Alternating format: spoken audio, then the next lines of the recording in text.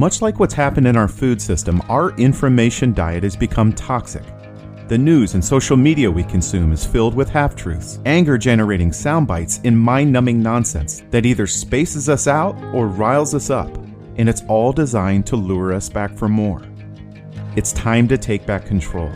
And this podcast is a 5-minute step in the right direction. 3 days a week, I'll share a short story to help renew your belief in the people and the world around you. Monday, a story from the past. Wednesday, the present. And Friday, you'll head into the weekend with a story to keep you optimistic about our future. Hi, I'm Chris. Welcome to My Good 3. Okay,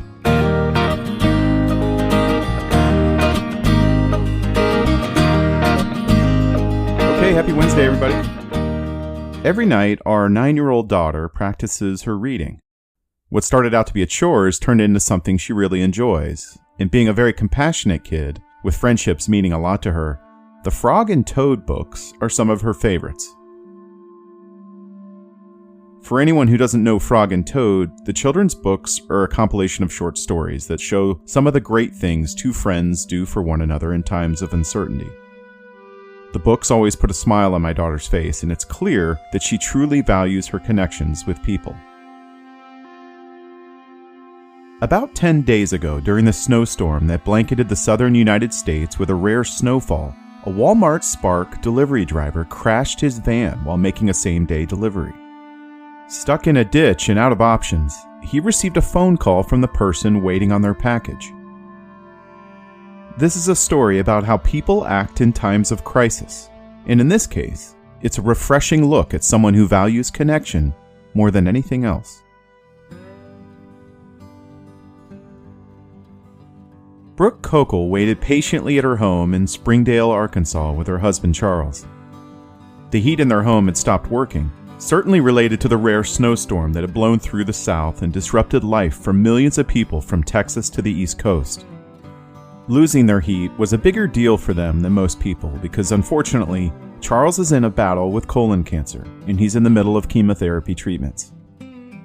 Being a nurse who treats cancer patients, Brooke knew that the cold can make chemo patients extremely uncomfortable. So as soon as they lost power, she scrambled to Walmart.com and placed a same-day delivery order for portable heaters.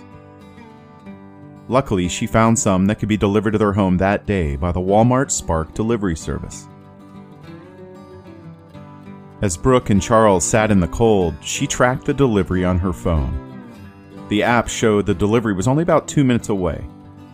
She refreshed the screen. Still 2 minutes away. A few more minutes passed. She looked out the window. No delivery van. She refreshed again. 2 minutes. What was going on? After 30 minutes of waiting, she called the number on the screen and managed to connect directly with the delivery driver. She immediately asked him if he was lost. The driver introduced himself as Eduardo and let Brooke know that no, he wasn't lost, he was actually stuck in a ditch. Eduardo's van had slid off the snowy road and gotten stuck more than a mile away from their house. He informed her that he wasn't going to be able to make it. They talked a bit more, and she shared the situation that she and Charles were dealing with. Once Eduardo realized the importance of the delivery, he told her that no matter what, he was getting her the heaters. She tried to tell him he didn't have to do that, but he was determined to make the delivery. Eduardo Garcia bundled up and marched through the snow, carrying the portable heaters on foot, and eventually met Brooke partway. Together, they got the heaters to the house. Distracted by the need to set up the heaters, Brooke forgot to ask Eduardo for his full name. So later that day, she went back to the Walmart app to see if she could at least leave him a tip to thank him. Once she saw there was no way to do that, knowing only his first name, she took to Facebook, but struggled to find him without his full name. Eventually, she made a heartfelt video telling her story, and with the help of her friends sharing it in groups from the Springdale area, they were able to track Eduardo down within 24 hours. When the two finally got in touch, Eduardo refused to accept a tip, even after others on Facebook tried to pay him. Brooke insisted, so finally he made her an offer. He said if she was going to do that, what he would ask for in return was that their families meet and get to know one another. Eduardo said, "I'd like to stay friends so that we can walk through this journey with you." These days, things like wealth are often placed higher in importance than the health of our human connections. We see people more than willing to sever all real relationships in their lives in order to reach their financial goals. I like to think that this is just noise.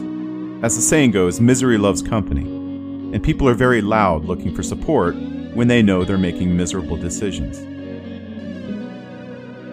The truth is that our world is filled with people like Eduardo, and they're certainly not loud.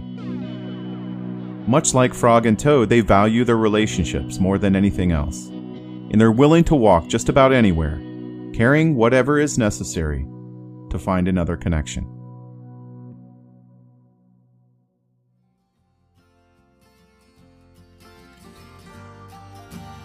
Thank you for listening. I realize this podcast won't be successful without your help. So if you'd like to rate it, or better yet, review it, wherever you get your podcasts, that would really help. And if you're on Instagram, go to @mygood3, THREE, to vote each episode up or down. I'm also excited to read more Good 3 stories from listeners. So just go to our website, mygood3.com, and submit a story of your own from the past, present, or future, or all three. And maybe I'll use it in an episode. Thanks again. Here's to hoping My Good 3 can set the stage for your good week.